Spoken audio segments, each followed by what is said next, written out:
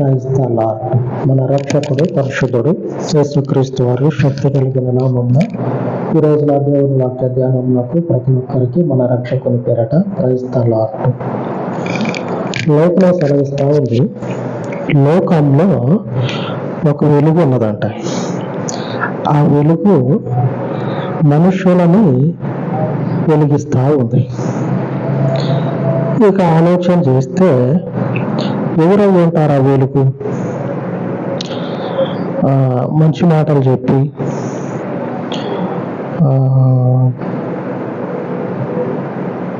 మంచి మార్గంలో నడిపించేటువంటి వాళ్ళు చాలా మందిని చేస్తూనే ఉన్నాం. అయితే ఈ వెలుగు శాశ్వతమైంది, ఎప్పటికీ నిలబడేది. ఈ వెలుగు నందున్నటువంటి మనుషులందరూ కూడా నిత్య జీవంలోనికి అడుగు పెడతారు. మరొక వెలుగు ఉంటుంది, ఏమిటంటే మంచి మాటలు చెప్పి మంచి మార్గాల్లో నిలబెట్టేటువంటి వెలుగు. అది శాశ్వతమైనది అని అనుకుంటే పొరపాటు పడ్డట్టే. ఆ వెలుగు అనేది శాశ్వతమైనది కాదు అని కొద్ది కాలంలోనే ఆ వెలుగును అనుసరించే వారికి తెలిసిపోతుంది. ఆ వెలుగును అనుసరించే వారికి తెలిసిపోతుంది. లేఖనాన్ని మనము ధ్యానించుకుందాము. యోహాను సువార్త 1వ అధ్యాయము 9వ వచనం. నిజమైన వెలుగు ఉండెను, అది లోకంలోనికి వచ్చుచు ప్రతి మనుషుని వెలిగించుచున్నది. లోకంలో ఉన్నటువంటి వెలుగు మరెవరో కాదు, అది ప్రభు అయినటువంటి యేసుక్రీస్తు వారు.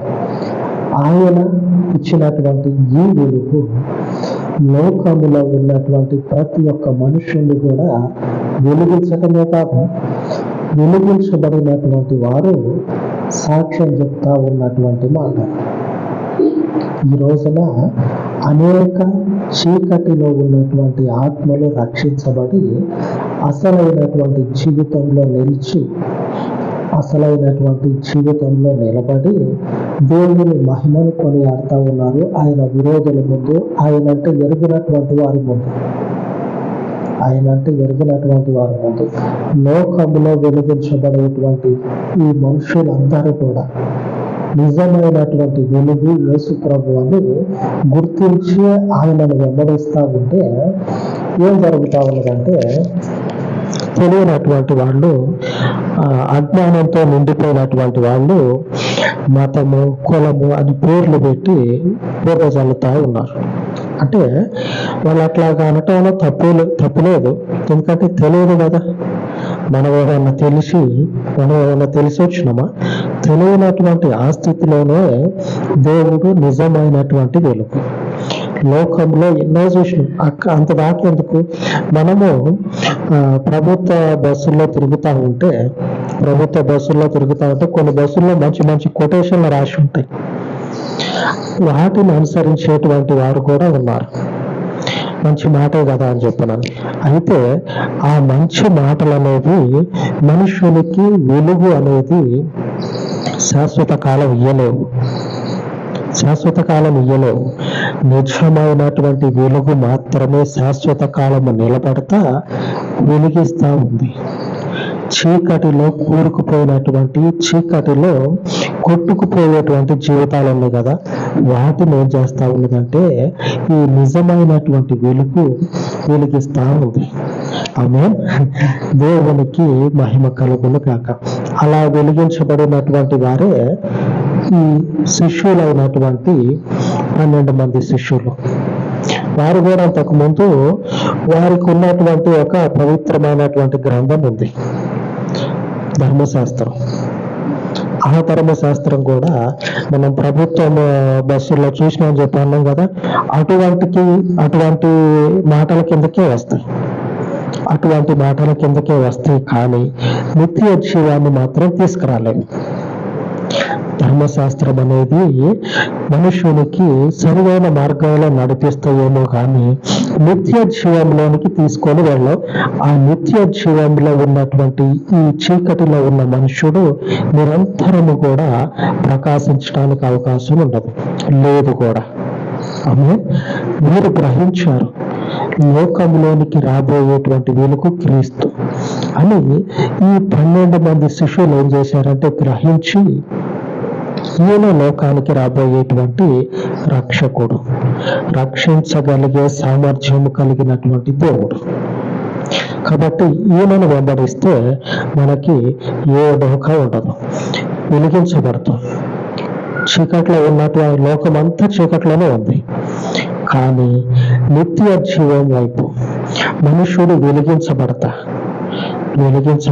నిత్య జీవం వైపు నడిపించేది ఒక్కరు మాత్రమే, పాపము లేనటువంటి మనుషుడు, నిత్యము కూడా వెలుగునిచ్చేటువంటి దేవుడు. ఆ దేవుడు క్రీస్తు అని ఆయనను ఎప్పుడైతే వెంబడించడం మొదలు పెట్టారో, ఆ వెంబడించడం మొదలుపెట్టిన తర్వాత వారి జీవితాల్లో వెలుగుకు సంబంధించినటువంటి గొప్ప కార్యాలు జరుగుతూ ఉన్నాయి. గొప్ప గొప్ప కార్యాలు, ఎంతటి శక్తి కలిగిన కార్యాలంటే సంవత్సరాల కొలది బంధించబడినటువంటి వారు ఈ వెలుగు ధాటికి తట్టుకోలేక విడిపించబడతా ఉన్నారు. మొత్తానికి అట్లాగంటే చాలు, శక్తుల బలం అంతా కూడా ఏమైతా ఉన్నదంటే పటాపంచలో పోతా ఉంది. ఆ వెలుగు దెబ్బకి ఏమైతా ఉన్నదంటే బంధకాలన్నీ కూడా తెగిపోతా ఉన్నాయి. ఆమె ఇప్పుడు శిష్యుల వలె మనమందరం కూడా నిర్మలమైనటువంటి వెలుగు వద్దకు వచ్చి ఆ వెలుగునే అనుసరిస్తా ఉన్నాం. ఆ వెలుగునే మనము అనుసరిస్తా ఉన్నాం. ఇట్లా అనుసరించేటువంటి ఈ క్రమంలో మన జీవితాల్లో జరిగేటువంటి ఆయన వెలుగు సంబంధించినటువంటి కార్యాలు ఏం చేస్తుందంటే గొప్ప దేవుని యొక్క శక్తిని కనపరుస్తుంది.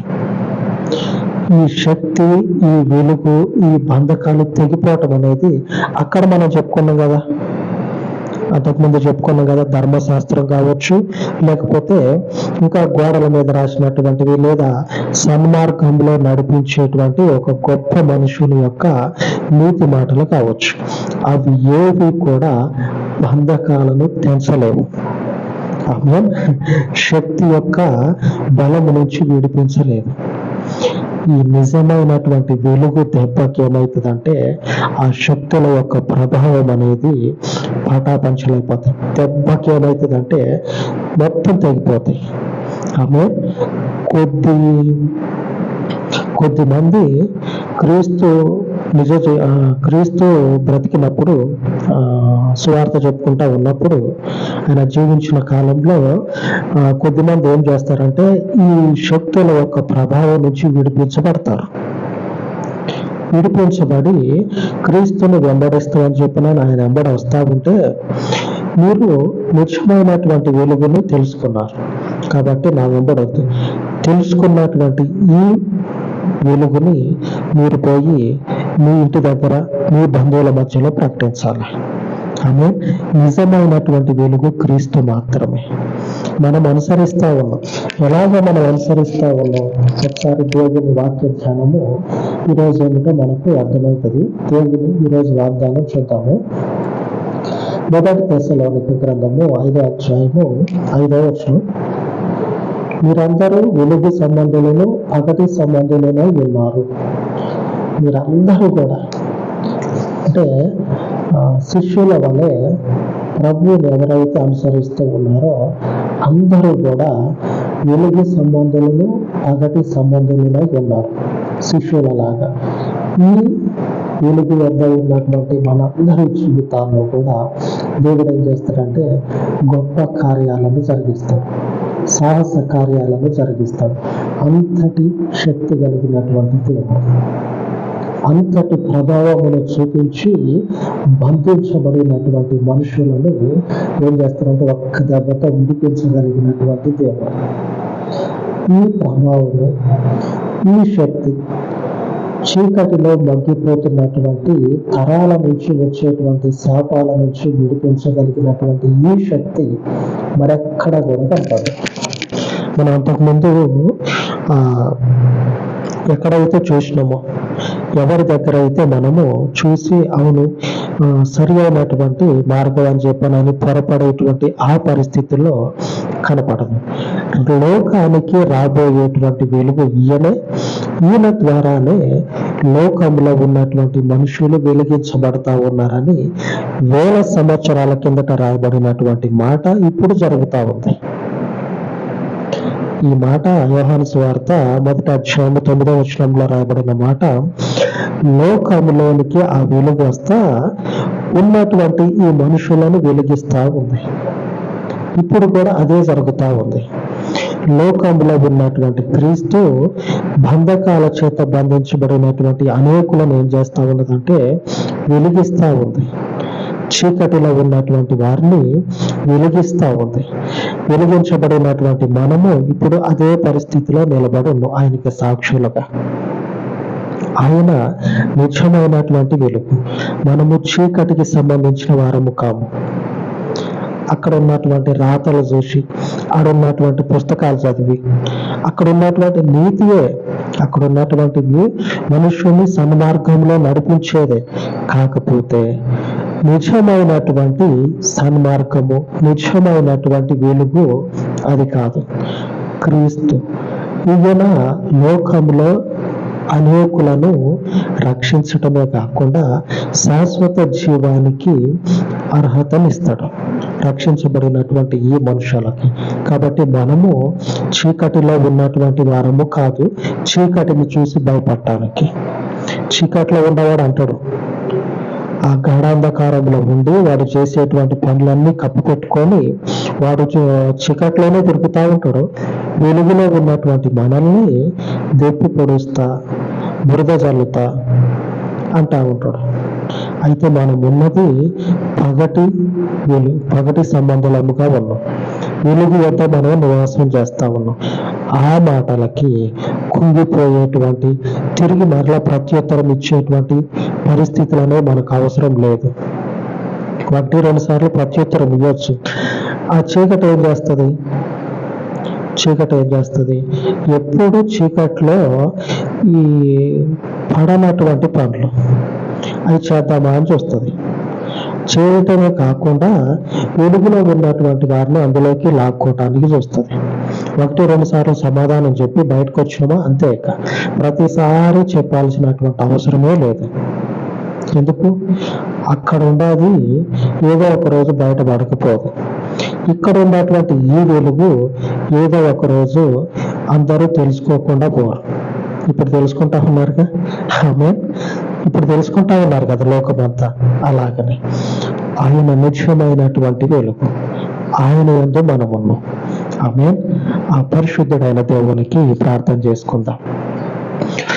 సర్వోన్నతుడైన పరలోకపు తండ్రి, మీ సర్వశక్తి కలిగినటువంటి పరిశుద్ధ నామం నాకు ప్రార్థన చేయించి ఉండగా ఈ యొక్క విజ్ఞాపనలను ఆలకించి మేము వెలుగు సంబంధము, పగటి సంబంధులమయ్యుండి నిజమైనటువంటి వెలుగు ఉన్నటువంటి నీ యొద్ద నివాసము చేయించి ఉండగా లోకంలో చీకటిలో ఉన్నటువంటి అనేకులను నీ వెలుగు యొద్దకు నడిపించి నీ వాక్యపు వెలుగులో మమ్మల్ని స్థిరపరిచిన పరలోకపు తండ్రి, నీ వాక్యపు వెలుగులో మమ్మల్ని తండ్రి స్థిరముగా నాటి నిత్యత్వ వైపు నీ ప్రజలను నడిపించమని, నిత్య జీవమును ఇవ్వగలిగినటువంటి సమర్థుడమైనటువంటి నీ యందు తండ్రి మా యొక్క ప్రవాస, మా యొక్క ఇదిగో తండ్రి బలహీనతలన్నిటినీ కూడా జ్ఞాపకం చేసుకొని మా ప్రవాసను వ్యర్థము కాకుండా మీ పరిశుద్ధ నామమును బట్టి మమ్మను ఆశీర్వాదకరంగా, దీవెనకరంగా మార్చమని మీ రోషము కలిగిన నామం నాకు ఈ ప్రార్థన మనవులను ప్రతిష్ఠించి